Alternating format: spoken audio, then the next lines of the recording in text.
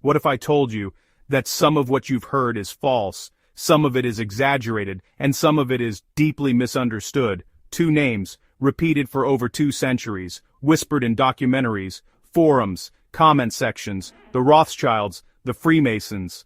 Are they puppet masters, harmless elites, or something far more ordinary and far more revealing about how power actually works? Tonight we're not here to sensationalize, we're here to ask a more dangerous question. What does history actually say? Every generation seems to rediscover the same suspicion.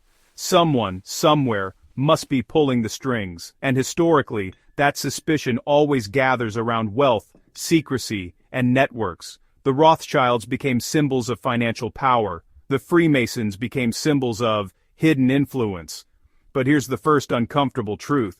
Symbols are not the same as reality. History doesn't run on villains and heroes. It runs on systems, institutions, and human incentives. And when those systems are complex, people simplify them, often into a single family or a single secret group.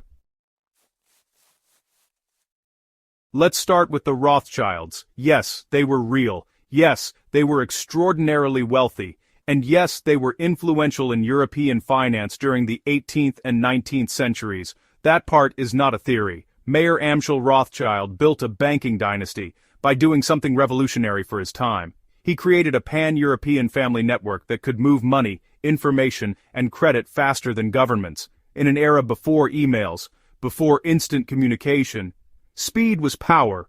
They financed governments, they underwrote wars, they advised monarchs. But here's where exaggeration begins to replace evidence. No credible historian has ever proven that the Rothschilds control all central banks, orchestrated global wars for profit, run a hidden world government, or secretly dominate modern geopolitics. These claims didn't emerge from archives. They emerged from fear, economic anxiety, and scapegoating, especially during periods of crisis.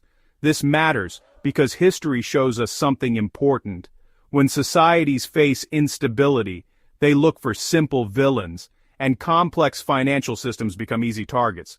The real story isn't about omnipotence, it's about influence within limits. The Rothschilds were powerful bankers, not invisible rulers of the world. Now, the Freemasons.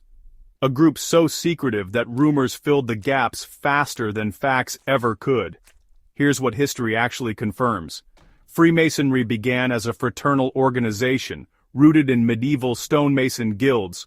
Over time, it evolved into a social network for influential men, politicians, thinkers, military leaders.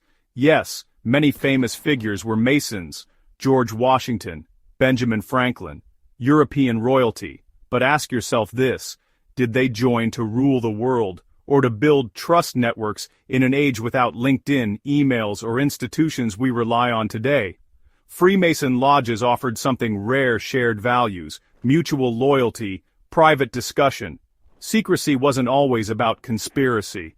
Often, it was about safety, especially in eras where political beliefs could get you imprisoned or killed.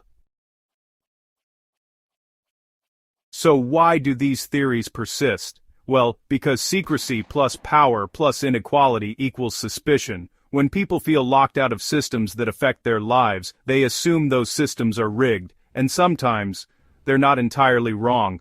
But here's the distinction history demands we make. There is a difference between elite coordination and total global control. The Freemasons didn't secretly write history, but elites have always formed networks. The Rothschilds didn't command nations. But, wealth does buy influence. That tension between exaggeration and reality is where the truth lives. Here's the part that rarely makes it into viral videos. Power doesn't need secret meetings in candlelit rooms. It operates through incentives, institutions, access, and information asymmetry. Most influence is boring, procedural, and legal. Lobbying, regulatory capture, financial leverage, media framing, no cloaks required, and focusing on mythical puppet masters can distract us from something more uncomfortable. Power today is more decentralized and honestly harder to see than ever before. Not hidden families, not ancient orders, but systems that reward certain behaviors and punish others.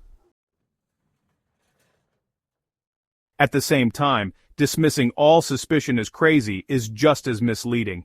History shows us that elites do protect their interests, wealth does influence politics, and networks do matter. The danger is oversimplification. When we compress centuries of economics, politics, and social change into a single villain, we lose the ability to understand and challenge real power structures.